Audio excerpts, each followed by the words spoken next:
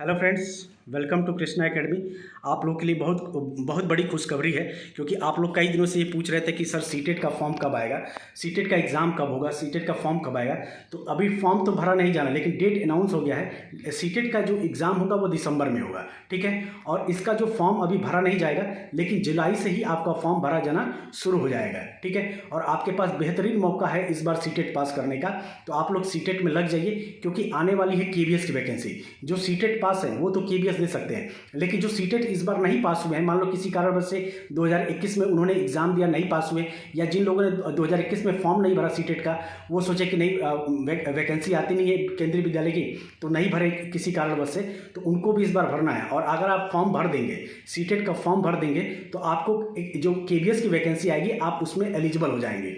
क्योंकि जब आप फॉर्म जैसे ही सीटेट का फॉर्म भरेंगे, रजिस्ट्रेशन नंबर आपको मिलेगा, सीटेट का रजिस्ट्रेशन नंबर मिलेगा। उसी रजिस्ट्रेशन नंबर को आप केबीएस के फॉर्म में फिल करके एग्जाम में बैठ सकते हैं, भले आप सीटेट पास हो या ना हो, लेकिन उसके बाद आपको सीटेट पास करना जरूरी होगा। मान लीजिए कि अगर आपका सीटेट पास नहीं हुए, आपने रजिस्ट्रेशन फॉर्म भर दिया, मतलब और केबीएस एग्जाम में जाके बैठ गए, केबीएस में आपका सिलेक्शन हो गया, और लेकिन आप इस बार अगर सीटेट खुदा ना खास्ता अगर पास नहीं कर पाए, तो भी आप अनक्वालिफाई हो जाएंगे, ठीक है, यानी आपको बाहर कर दिया जाएगा। इसलिए इस बार सीटेट आपको आपके लिए पास करना कंपलसरी है।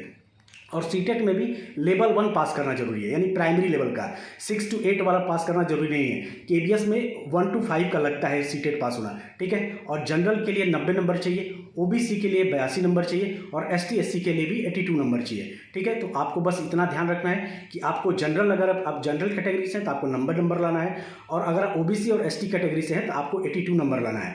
और सिर्फ आप इस फॉर्म को भर देंगे तो आप केबीएस के लिए एलिजिबल हो जाएंगे, यानी केबीएस में फॉर्म भरने के लिए एलिजिबल हो जाएंगे, क्योंकि रजिस्ट्रेशन नंबर आप उसमें फिल करा दिया जाएगा। 2018 में भी यही हुआ था, इस बार भी संभावना यही है कि बस आपका रजिस्ट्रेशन नंबर लेके आपको मौका दिया जाएगा केबीएस में बैठने के लिए। इसलिए आपको इस बार केबीएस के साथ साथ सीटेट की तैयारी अच्छे से करनी है और सीटेट को पास करना है, क्योंकि जब तक आप सीटेट पास नहीं कर पाएंगे तब तक आपका केबीएस में सिलेक्शन नहीं हुआ।